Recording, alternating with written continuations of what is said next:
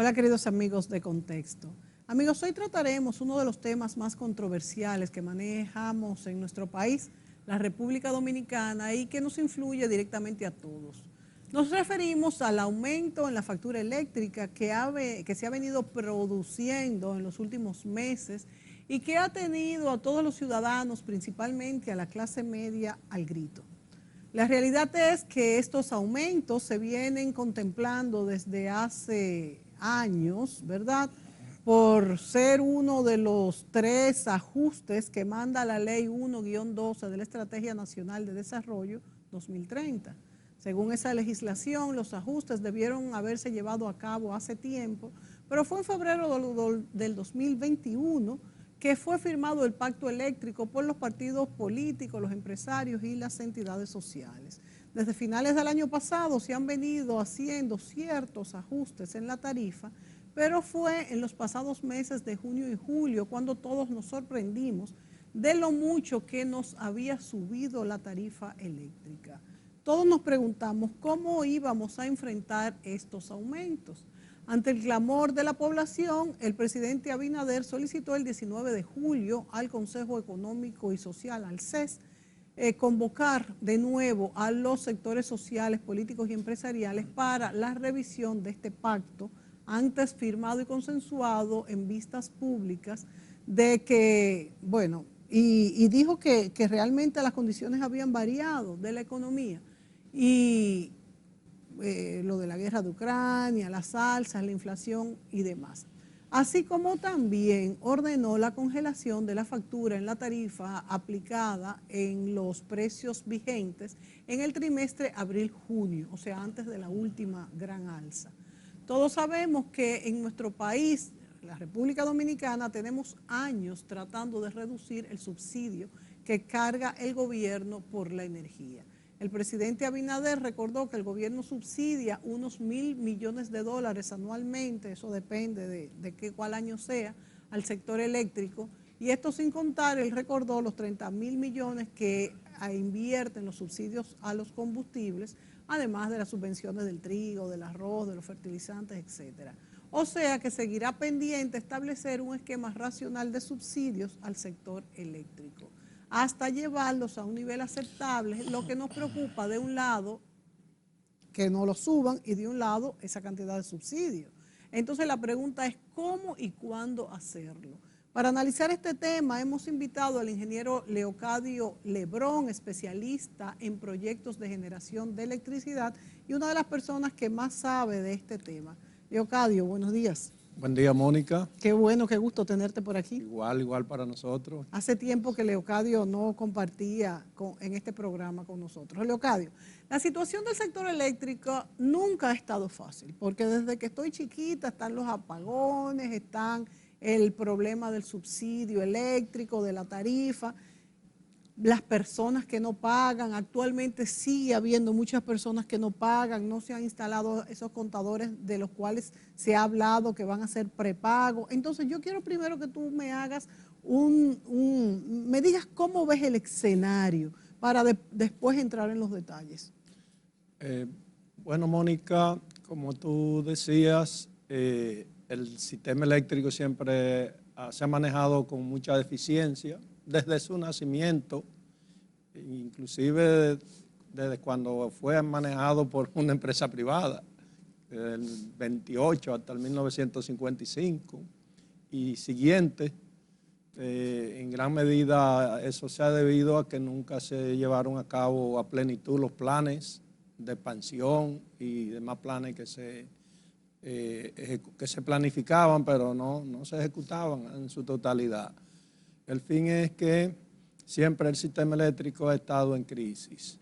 Ahora, respecto a la tarifa y que se acordó en el pacto eléctrico, claro, en el pacto eléctrico se incluyó una revisión de la tarifa, pero una revisión estuvo condicionado siempre a reducción de las pérdidas, porque tenemos pérdidas todavía sobre el 33-34% promedio de las 3 distribuidoras, inclusive las de este, que siempre han estado más altas, sobrepasan el 50%.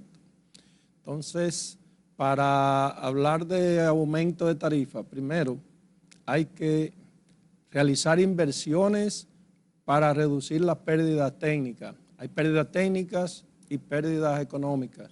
De la gente que no paga. Las pérdidas técnicas, ahí se incluyen, por ejemplo, los cables eléctricos, transformadores, se incluyen los postes, capacitores para mejorar la estabilidad del voltaje en los sitios, y así las pérdidas económicas. También hay que realizar inversiones en medidores y también en mejorar la gestión de la distribuidora, la gestión administrativa, porque reducir los gastos operativos y eso no se ha logrado. Entonces, siempre se condicionó para que se hiciera ese reajuste cuando se lograran reducir esas pérdidas entre un 15, 18%. Sí, lo que está contemplado en el pacto eléctrico es que las pérdidas deben de aminorarse, como tú dices, reducirse a un 15%. Ahora bien, ¿cuál es la inversión que se necesita para esto? Como tú señalas, Leocadio, ¿y de dónde saldría ese dinero según está contemplado en el pacto eléctrico? Bueno, las inversiones son programadas cada año.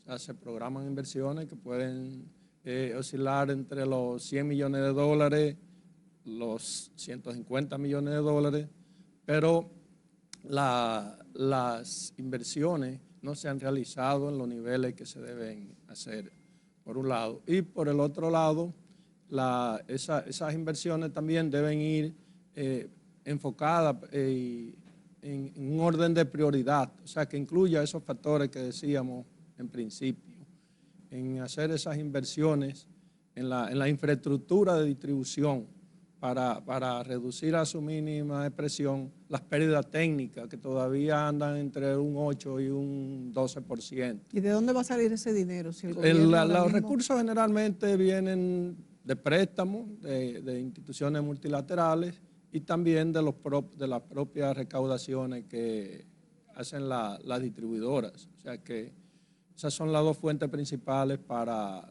realizar las inversiones. En cuanto a la generación privada, Leocadio, que tienen la mejor parte del pastel, ahí no hay esas grandes pérdidas, que no hay cierta desproporción entre esos generadores que sirven directamente a los hoteles y los que no tiene esos problemas con otro tipo de generación. Sabe que la electricidad, la cadena de la electricidad comienza con la generación, con las plantas, continúa con la transmisión o el transporte de la energía desde las plantas a las subestaciones de distribución, que es donde van allá a los negocios, a las casas, a las empresas. Entonces, la generación yo pienso que debe siempre revisarse, porque se ha hablado de la distribución. La distribución es la parte más crítica, pero siempre hay que ver el sistema de manera integral. Siempre han existido contratos de compra y venta de energía entre empresas generadoras y distribuidoras que tienen unos beneficios muy altos para los generadores. En el tema de la generación deben siempre considerarse esos contratos, porque la generación de electricidad o los costos de generación son tres componentes básicos que tienen, que es la inversión en la planta, que esa inversión depende de la tecnología de la misma, del combustible que utilizan las plantas y la operación y mantenimiento. Existen unos estándares internacionales que varían de acuerdo al sitio donde operen esa planta. Como en el caso de nosotros es una isla, esos costos pudieran ser un poco más altos. Pero adicional se agrega un beneficio, que sea un beneficio justo para las partes, o sea, para quien invierte y también para el Estado o los consumidores. Entonces ahí generalmente han habido deficiencias, pero deficiencias que afectan a los usuarios del servicio eléctrico. Esa es una de las partes que deberá revisarse siempre, que esos contratos sean transparentes. O sea, que ese precio que compran las distribuidoras sea un precio justo, un precio adecuado, competitivo.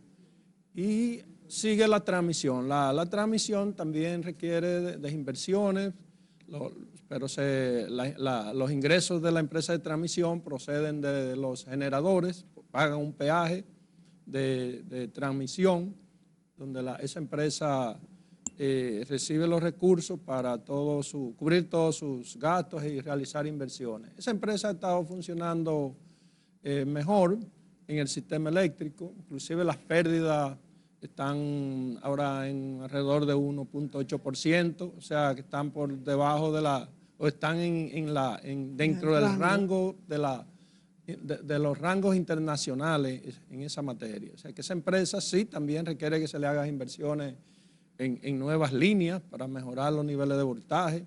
Cada vez que se construye una planta, tiene que construirse algún tramo de línea. Y el tercer componente que es la distribución. Entonces aquí es que tenemos el tema de las pérdidas, de la deficiencia, de los altos precios de la energía, pero hay que considerar esos tres factores siempre en el sistema eléctrico. Por ejemplo, en el sistema eléctrico de Chile, que sufrió una transformación igual que el nuestro en los 90, ahí la Comisión Nacional de Energía, que es el ente regulador, hace la función similar a la de la Superintendencia de Electricidad nuestra.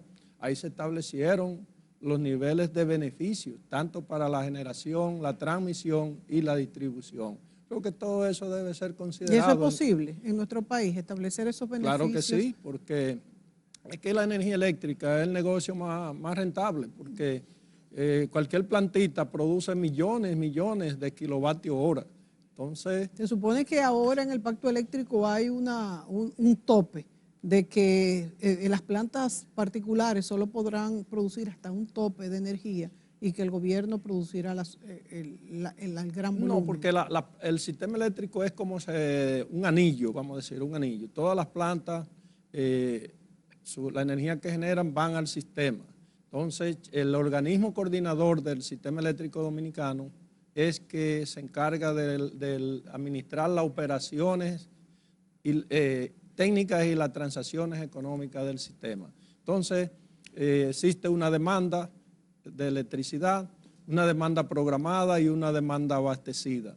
Entonces, esa demanda la van supliendo las diversas plantas que están en el sistema. Claro, comenzando por la de menor costo de producción. Porque en este caso sigue siendo Punta Catalina. Siguen siendo la planta a gas natural y las plantas a carbón. Claro. Punta Catalina y la Itabo. Claro, porque la gente olvida que tenemos plantas a carbón desde los 80. Sí. Entonces, en el caso de Itabo, que la Itabo 1 comenzó a operar en el 1984 y se hicieron inversiones para mejorar cuando la capitalización, para mejorar todo lo que es la infraestructura y todo lo que es la parte del manejo de carbón. O sea, esa planta ya tiene alrededor de 30 años operando en el sistema. Claro. Entonces, Catalina, la diferencia es que Catalina es más grande, pero son plantas a carbón. Y Catalina tiene unos sistemas para controlar el impacto ambiental. ¿Y qué hay de cierto, Leocadio, en dos cosas? Primero, salió una noticia hace como un mes, no sé, de que los daños de Punta Catalina a nivel de la salud estaban afectando incluso a personas que viven en las islas vecinas como Puerto Rico. ¿Es eso cierto? ¿Es eso posible? Porque hemos hecho programas aquí donde se ha dicho que Catalina tiene unos filtros de última generación. ¿Es cierto o no es cierto? Bueno, lo que dice ese estudio, yo no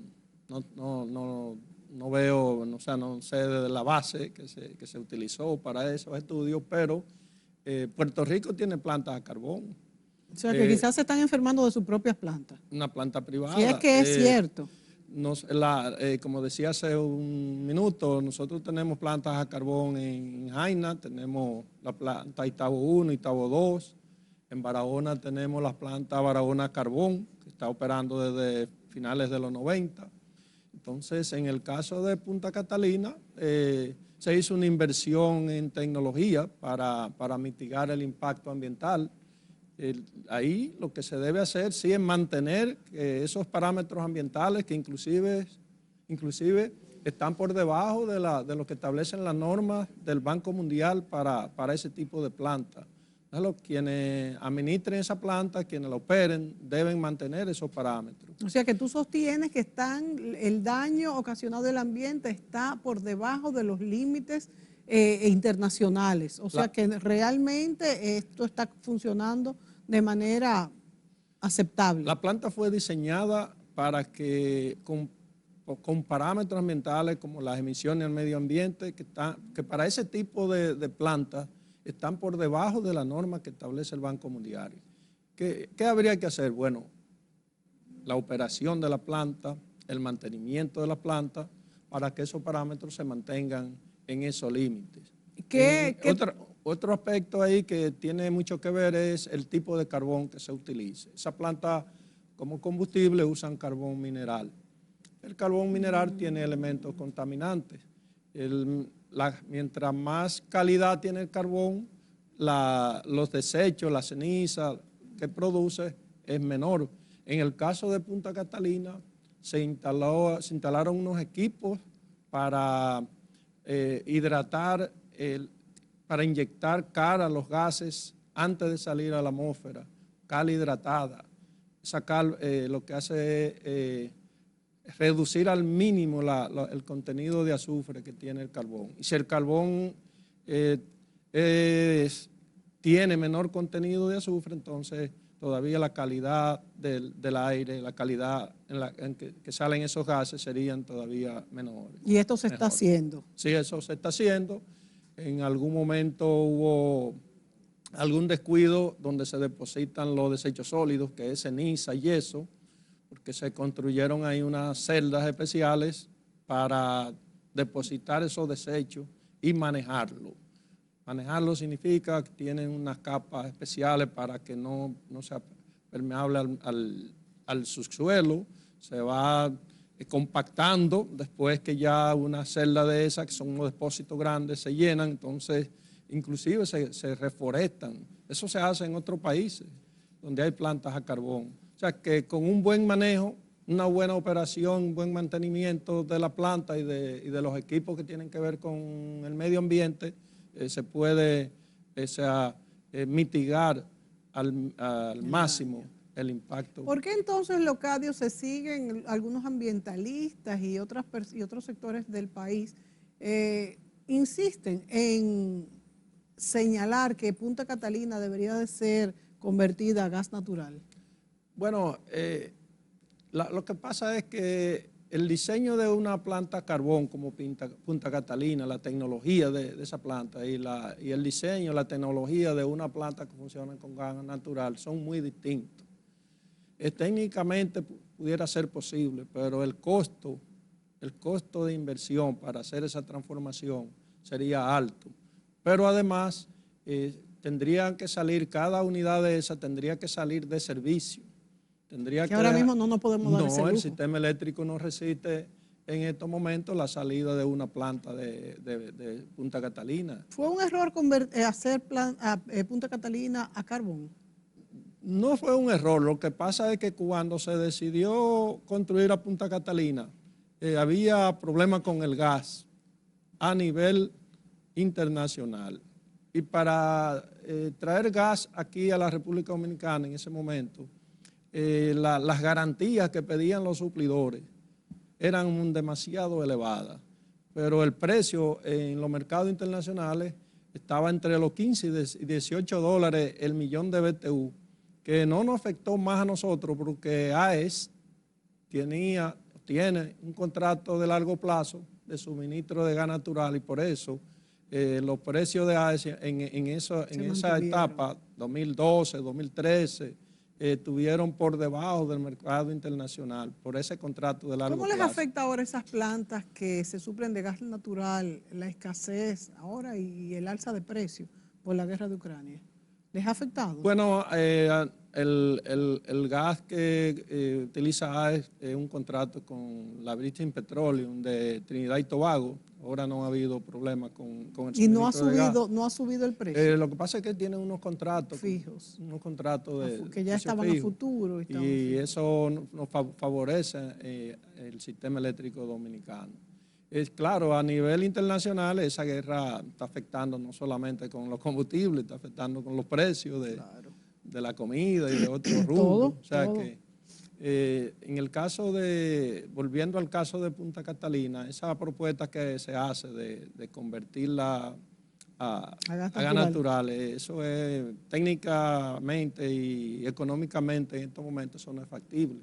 Inclusive con la guerra entre Rusia o la invasión rusa a Ucrania, Alemania ha tenido que volver a utilizar plantas a carbón para mantener su sistema eléctrico, y otros países. Sí. Entonces, ¿qué pasa con nuestro sistema?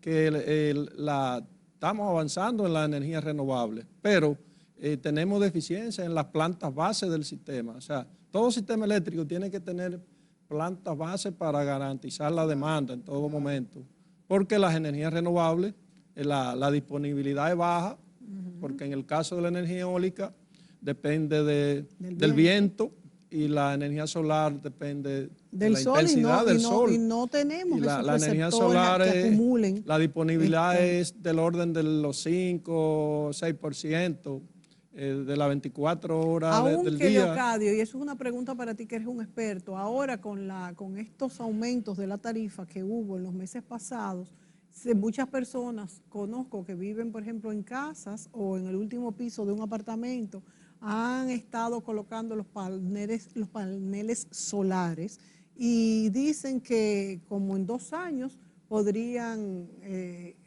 tener su inversión paga.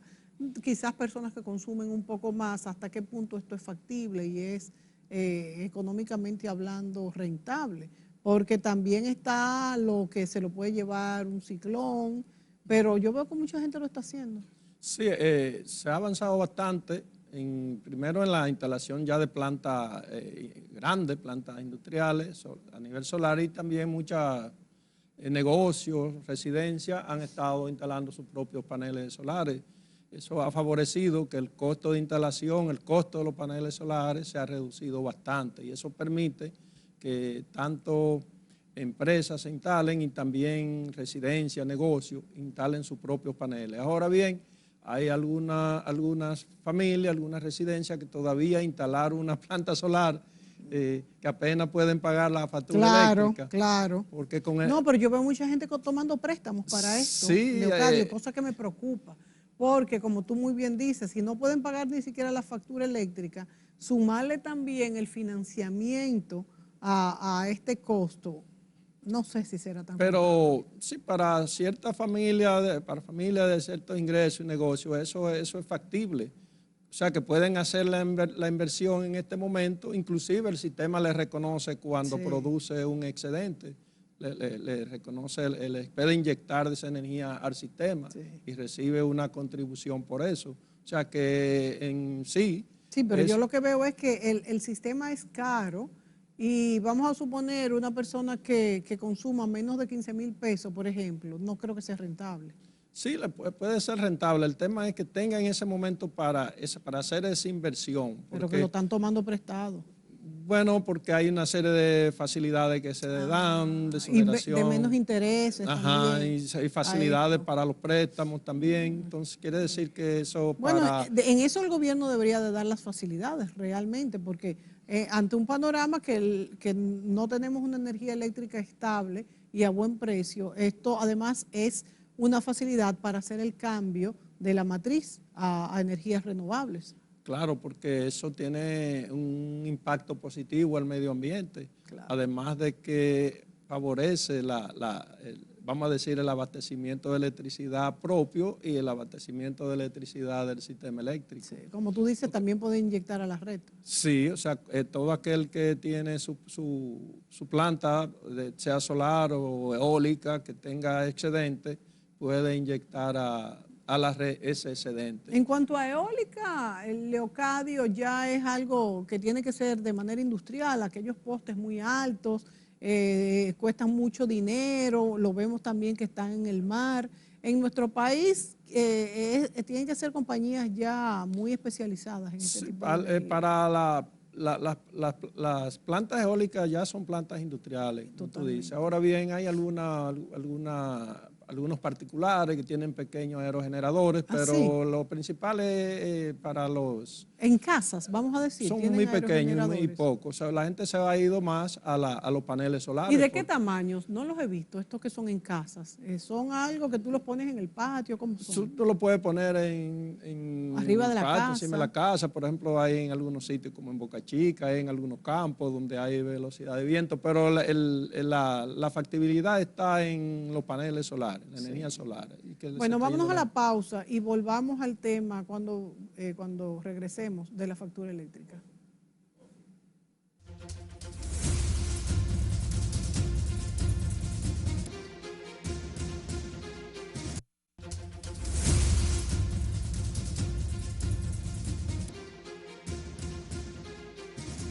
Amigos, Leocadio Lebrón nos acompaña en este programa y hablamos de energía, que es su especialidad.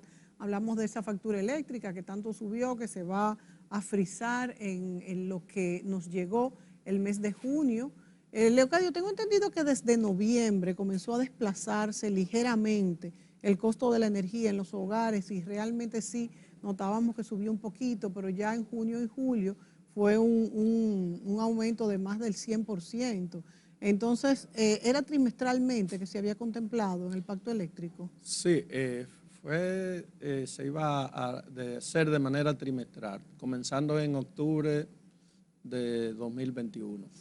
Exacto. O sea, octubre, diciembre fue el primer trimestre y así sucesivamente hasta el tercer trimestre de junio, que ya pasó, y ya entramos al cuarto trimestre. Que fue donde nos dieron durísimo. Sí, bueno, lo que pasa es que ya el incremento acumulado desde octubre hasta junio, vamos a decir, junio, promedio oscila entre el 42 y 43%. Hasta junio, porque promedio, julio fue más de 100. Hasta junio. Hasta junio. Hasta junio. Ahí es que se va a quedar. Pero eso significa que, por ejemplo, para un usuario que en octubre pagaba 1.025 pesos, ya en junio, el 30 de junio, estaba pagando 1.400, 1.500, 1.600. Y en julio ya se le fue a 2.000 alguito. Claro, a entonces hay diferentes tipos de consumidores de tarifas. En baja tensión, media tensión, entonces en baja tensión hay ¿El subsidio se iba a desmontar completo?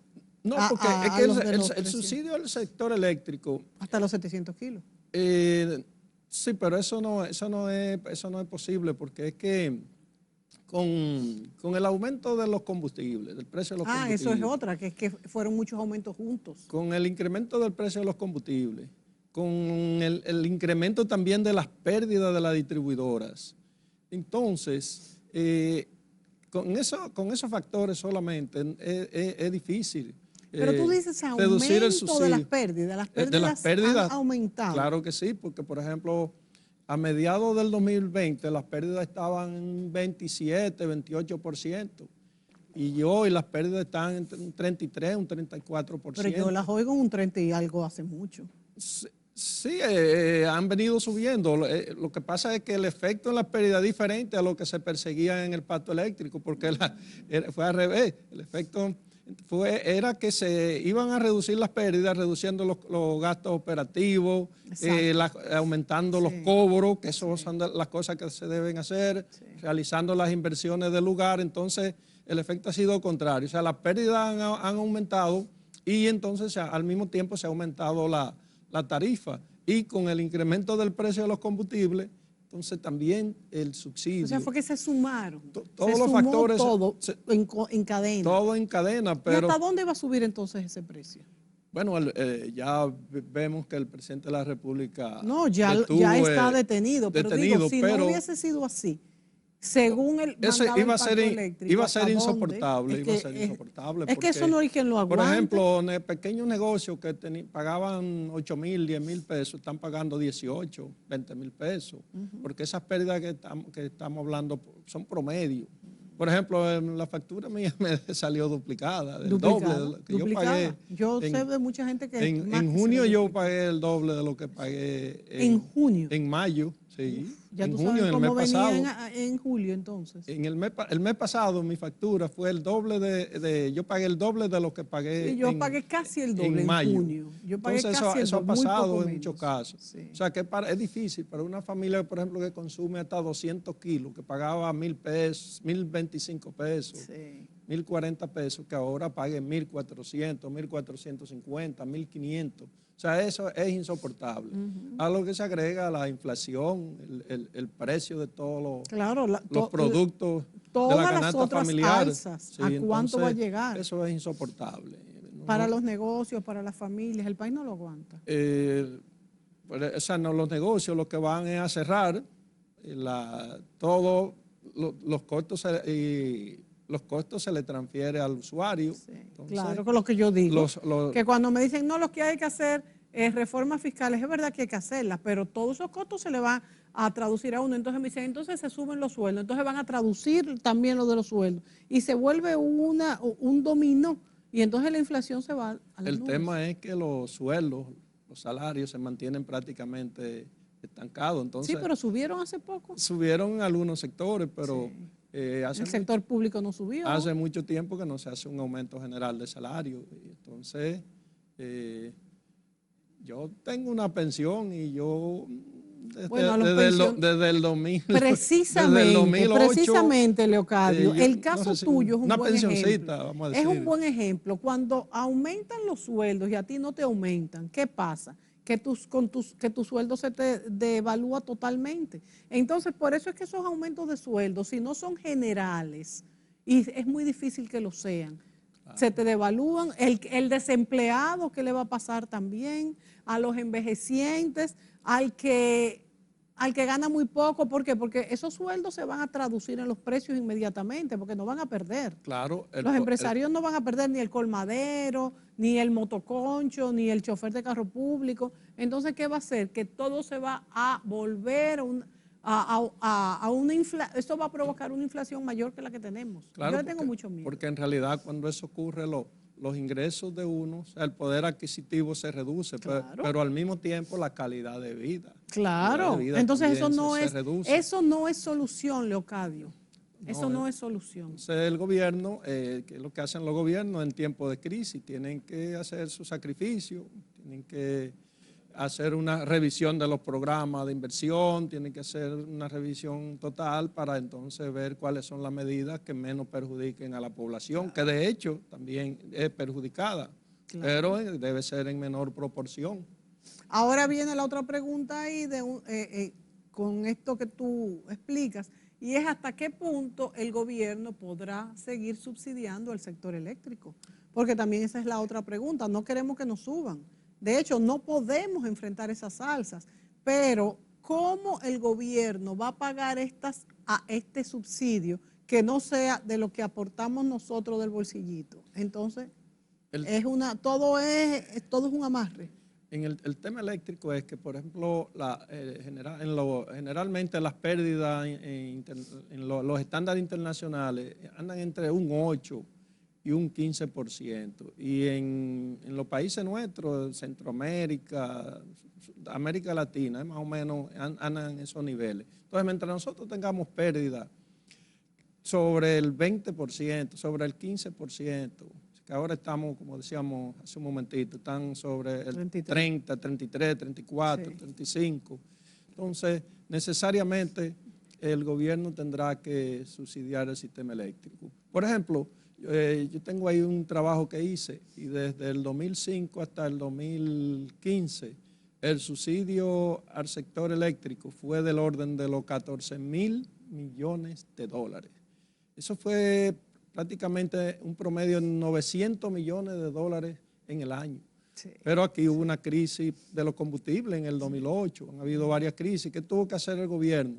en vez de subir la tarifa, que es lo que se está haciendo ahora, lo que hizo fue que el gobierno hizo una revisión de todos sus ingresos, de presupuesto, de obra, y asumió el subsidio, aumentó el subsidio del sector eléctrico, que es el más alto, acercándose a casi a los 1.400 millones de dólares. Sí, me acuerdo. Entonces, eso es lo que está ocurriendo ahora.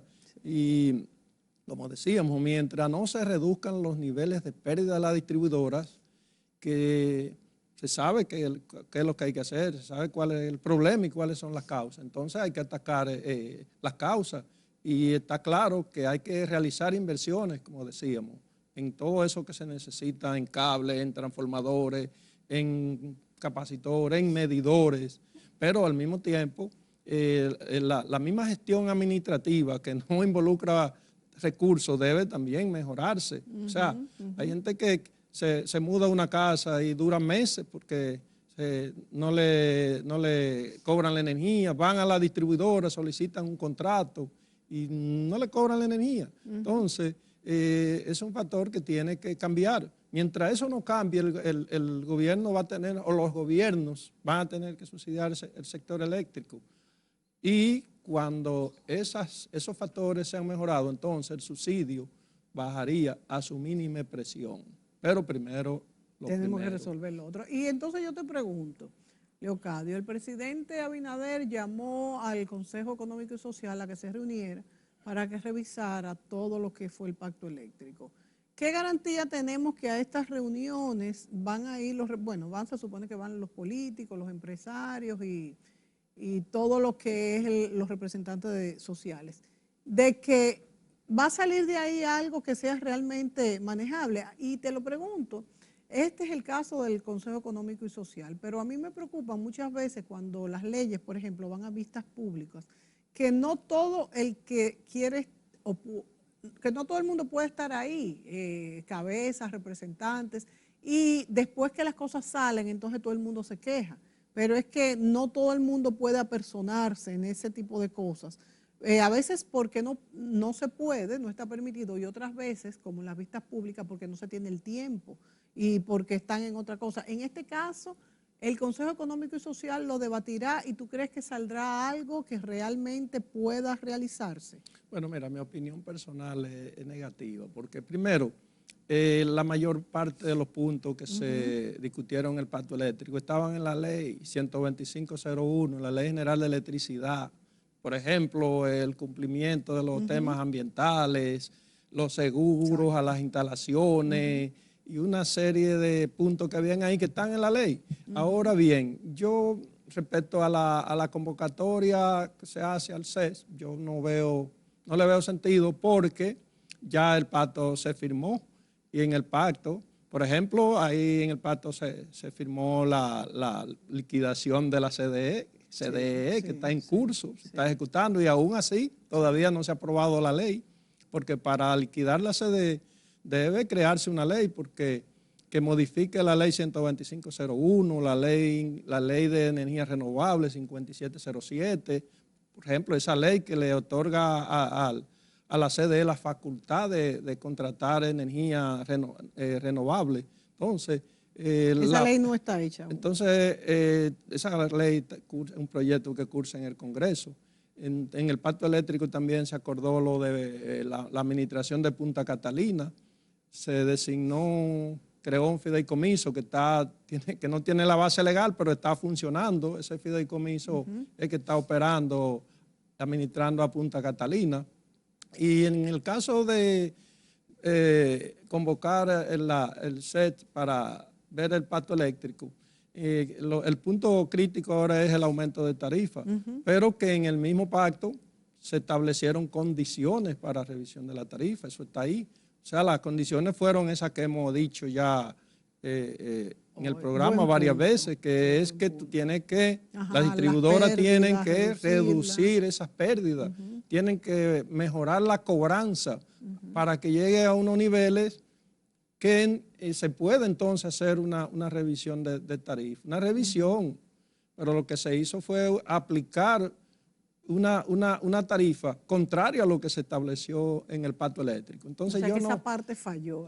Falló, no le veo mucho sentido ahora convocar para ver de nuevo el pacto eléctrico, si eso está ahí. Tú sabes que Está ese es el claro. problema de nuestro país, que es como la ley de extinción de dominio, que se dice que hay muchísimas cosas que están en las leyes y no se cumplen. Entonces ahora vamos a hacer otra ley para ver si se cumplen. Y hacemos leyes sobre leyes y resulta que ninguna se cumple. Y ahí viene el problema. Vámonos a la pausa, Leocadio, y seguimos con este tema.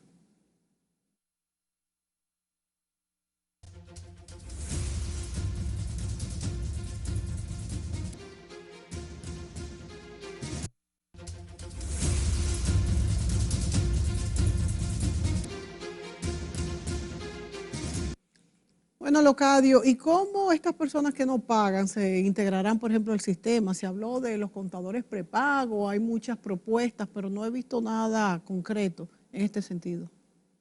Bueno, la gente pagará cuando las distribuidoras le atiendan, le visiten, le instalen su medidor. Inclusive en una ocasión que no se encontraban medidores, se le instaló, de acuerdo al sector, se le hacían cálculos estimados a las casas, Sí, se le 300 ponía lo que sería la pesos. famosa plaquita, Sí, exacto. donde la gente pagaba una mensualidad fija, pero sí. pagaba. O sea, lo peor es no pagar nada. El fin es que eso es parte de la gestión administrativa que deben hacer los administradores y funcionarios de la distribuidora. Y eso no es un secreto, eso es algo conocido y eso es lo que se hace en todos los países y se ha hecho aquí. El fin es trabajar sobre esas metas, trazarse metas. Se han hecho inclusive proyectos pilotos que han dado buen resultado, que en sectores que se han reunido y le han dado más energía, le han suministrado más energía y la gente se ha integrado a pagar, pero muchos de esos proyectos pilotos se abandonan. En fin, ese es el trabajo primero que hay que hacer, que la gente pague la energía. Y mucha gente, como decíamos, quiere pagar la energía y dura 2 o 3 meses y más tiempo porque no se le atiende, no se le va a poner un medidor o no se le... entonces se firma el contrato y la gente tiene que conectarse porque no aparece la distribuidora. Entonces todo eso tiene que trabajarse. Y también debe ser más transparente lo que se cobra, no debe ser difícil poder uno chequear su factura, cuando hay averías también. Yo me acuerdo que antes uno iba ya a buscar a las personas y uno se quejaba, bueno, hay que ir, pero ahora es peor porque ahora tampoco se puede ir. Entonces hay veces que pasan 2, 3, 4 días cuando hay averías y esto realmente es para una familia o para un negocio. Eso es difícil porque, por ejemplo, hay muchas personas que llevan un récord de su medición porque ya han pasado por tantos malos momentos. Entonces después se dan cuenta que cuando le llega la factura, que le están cobrando energía que no ha consumido. Entonces van, se quejan. Le dicen que hay que pagarlo para que hay después que pagar, se lo descuenten. Creo que es un 30%. Y resulta que es difícil que se lo descuenten. Hay que pagar después. un 35%, mientras tanto. O sea, si tú pagas normalmente, por ejemplo, 10,000 pesos, te llega una factura de 18,000. Wow. Entonces tú pides una revisión, reporta, pero cuando tú vas, lo primero que debes pagar es un 35% de esa factura. O sea que es un tema bien complicado. Entonces todas esas cosas deben mejorarse. Y eso mezclado, amigos, con lo que yo he expresado en este programa, que ya el ciudadano dominicano que trabaja tiene tan poco tiempo y los sistemas es verdad que por un lado se han simplificado, pero por otro también se han complicado tanto entre el banco, en las fechas de pago, los papeles que hay que guardar, los impuestos que hay que reportar, todo lo que... Se le va a uno tanto tiempo, Leocadio, yo no sé si a todo el mundo le pasa, o será que yo soy entonces ineficiente, porque es que a mí se me va una cantidad de tiempo, que a veces el tiempo no me alcanza para nada. Pues así, Mónica, lo que pasa es que para sobrevivir hay que realizar muchas actividades. Pero esas que deberían de ser tan sencillas, yo me estoy refiriendo a los cumplimientos, a los pagos en los bancos, a los pagos de los servicios, a los pagos de los impuestos, que hay que buscar los NSCF, que hay que reportar los consumos, es que son tantas cosas que no se te pague que no se te pase el tiempo de la tarjeta, si también me voy a tener, que no lo he hecho y tengo que hacerlo, a monitorear mi consumo eléctrico, a tomarle una foto al contador cuando corta. ¿Y en qué tiempo que uno va a hacer todo esto? Claro, la gente hace eso precisamente porque no se administra con transparencia. Entonces, para el pago, ok, tú puedes pagar la energía eléctrica con tu tarjeta, pero el tema no está ahí, el tema está cuando te facturan por encima de tu consumo. Sí. Entonces, no importa que hayan muchos apagones y a eso en el sector. voy, entonces muchas veces uno por falta de tiempo lo deja pasar. Claro, y entonces hasta te la cortan si te descuida un poco. También, sí. también. Y tiene que pagar por reconexión, además de la dificultad de que tiene sin energía eléctrica, o sea, todo eso se da. Entonces, todos esos aspectos tienen que mejorarlo la distribuidora, para que la gente se sienta con confianza. No solamente que sufra los apagones, sino que cuando pague tranquilo, conforme, todas esas cosas hay que trabajarlas. Es como cuando se pagan los impuestos, lo que uno quisiera es pagarlos y estar consciente de en qué se utilizan, por ejemplo. Se pagarían con más gustos. Leocadio, y según el pacto eléctrico, ¿en qué consiste la reestructuración de la CDEE? Bueno, ¿cuál va a ser la diferencia? Cuando se creó la ley, se creó el Ministerio de Energía y Minas, mediante la ley 113, en esa ley se incluyó que las instituciones del sector eléctrico iban a estar adscritas al Ministerio de Energía y Minas, donde está la Superintendencia de Electricidad, la Comisión Nacional de Energía, la Dirección General de Minería, y que la CDE también estaría bajo la sombrilla del Ministerio de Energía y Minas.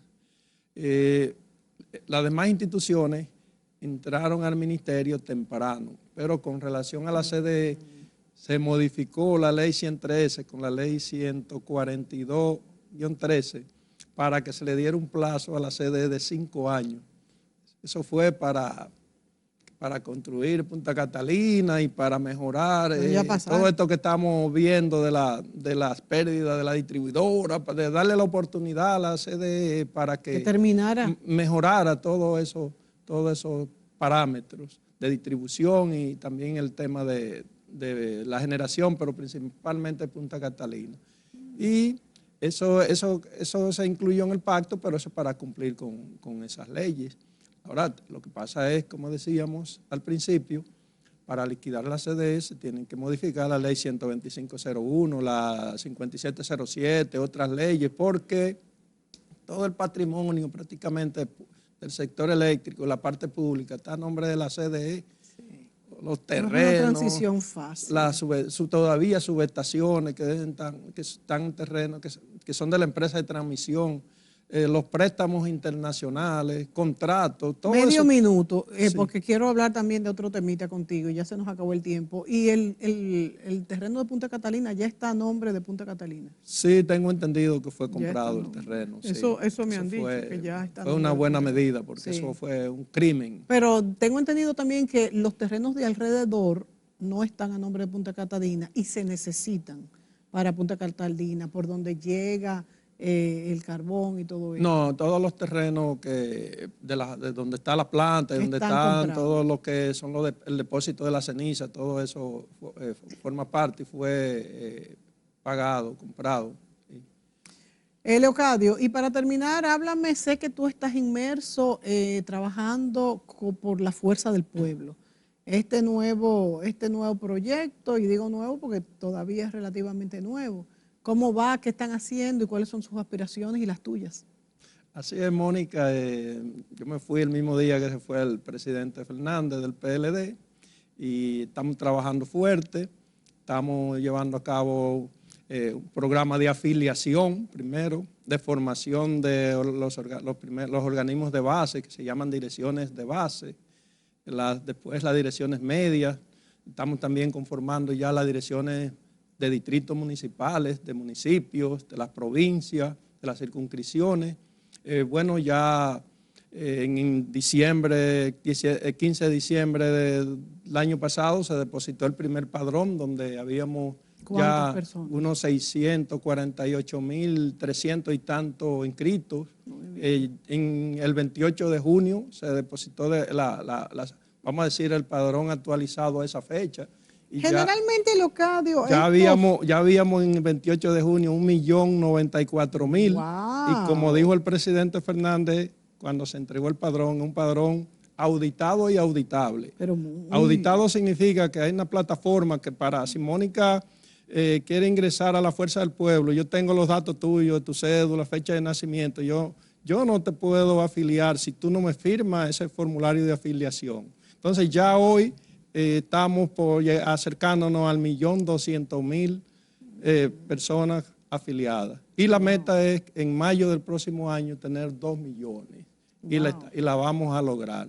En mi caso particular estoy trabajando como enlace político en San Juan y en Elías Piña, conjuntamente con otro compañero, Francisco González, y estamos trabajando dando esos pasos. Muchas personas del PLD han pasado a la Fuerza del Pueblo, he visto muchas firmas, muchos actos. Sí, la mayoría de la gente, de los compañeros, de los miembros que integramos la Fuerza del Pueblo, provenimos del PLD, esa es la realidad, eso lo vemos. ¿Danilo y Leonel Fernández firmarán un acuerdo?